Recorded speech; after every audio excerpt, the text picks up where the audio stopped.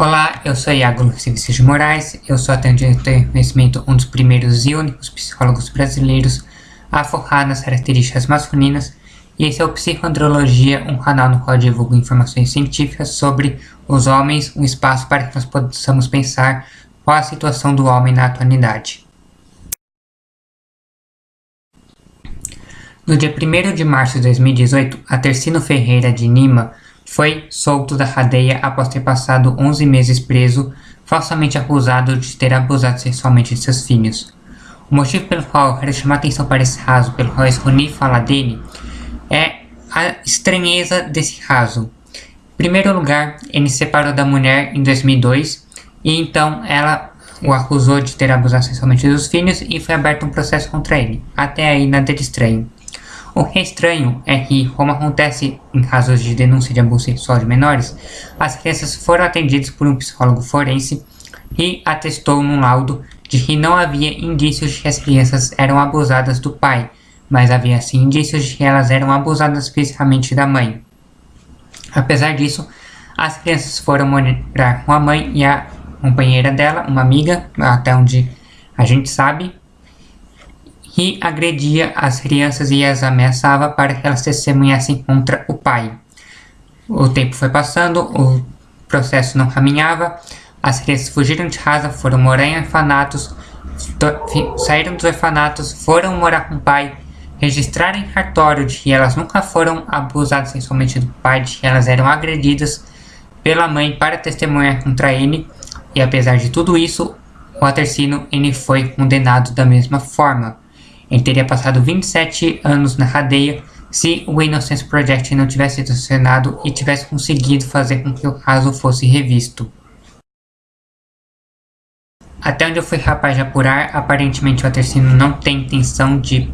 acionar a ex-companheira judicialmente, processá-la pela falsa denúncia. E isso até faz um certo sentido se nós pararmos para pensar em todo o sofrimento que ele foi submetido ao longo desses 15 anos e que ele terá que se submeter de novo se ele entrar com um novo processo. Porém, se nada acontecer com essa mulher que acusa falsamente uma pessoa de abusar sexualmente dos próprios filhos, sabendo que a denúncia é falsa, ameaçando as crianças para testemunharem algo que não é verdade, nós vamos passar para a sociedade a mensagem de que qualquer pessoa pode fazer isso e ela sairá impune. Veja, não estou falando de um crime leve, eu estou falando de um crime muito grave, a falsa acusação de abuso sexual de menor, sabendo que o abuso é falso, e não nos esqueçamos de que ela agredia as crianças para que elas testemunhassem contra o pai. A quanta violência uma criança precisa ser submetida para que ela fuja de casa e vá morar num orfanato. Não se sabe ao certo quantas denúncias de abuso sexual são falsas, muito menos falsas denúncias de abuso sexual de crianças. Dependendo do método utilizado, os estudos sugerem que o valor varie de 6% a 80%, ou seja, entre praticamente não há falsas denúncias de abuso sexual a quase todas as denúncias de abuso sexual são falsas. Um dos motivos pelo qual há essa discrepância tão grande é a dificuldade de se identificar o que exatamente é uma falsa denúncia de abuso sexual. Nós temos aqueles casos em que a pessoa que fez a acusação, ela sabia que ela estava fazendo uma acusação falsa. Nós temos aqueles casos em que houve uma má interpretação dos fatos, parecia um abuso, mas na verdade não era. Nós temos casos em que houve erros de profissionais. O Farrell ele chega a citar um estudo bastante interessante, no qual pedia-se para um pai brincar com a criança, com o filho, e a sessão de brincadeira foi filmada, e depois ele pedia para vários profissionais que trabalhavam com denúncias de abuso sexual investigarem, fazerem uma entrevista com a criança como se fosse um caso de abuso sexual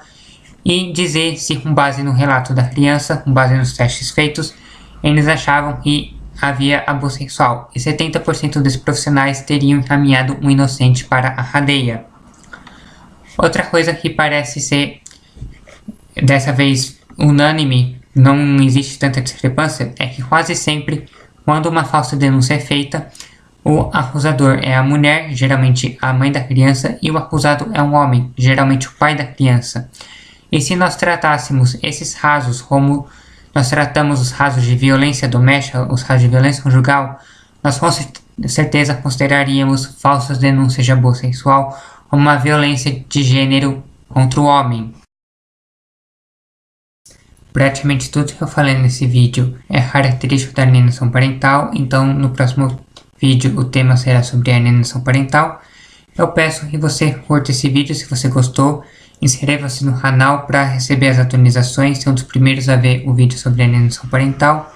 E não se esqueça de deixar nos comentários o que você achou, sugestões de outros temas, e aguardo você daqui 2 semanas.